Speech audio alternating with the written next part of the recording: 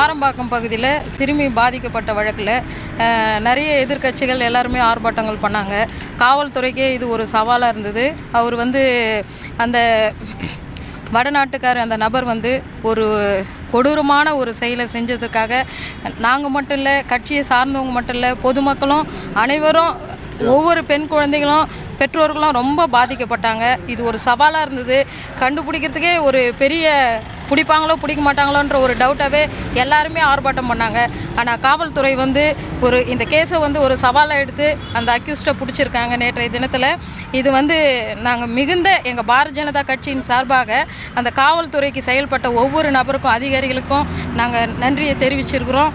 மற்றும் அந்த பாதிக்கப்பட்ட குடும்பத்திற்கு நாங்கள் கடமைப்பட்டிருக்கிறோம். இன்னும் அந்த குடும்பத்திற்கு பாரதிய ஜனதா கட்சியின் சார்பாக நாங்கள் சப்போர்ட்டாக இருப்போம்ட்டு இந்த நேரத்தில் தெரிவித்து இந்த பகுதியில் மட்டும் இல்லை, நிறைய இந்த 3 ஆண்டுகளில் பார்த்தீங்கன்னா, இந்த 5 ஆண்டுகளில் நிறைய பாலியல் குற்றங்கள் தான் நடைபெறுது.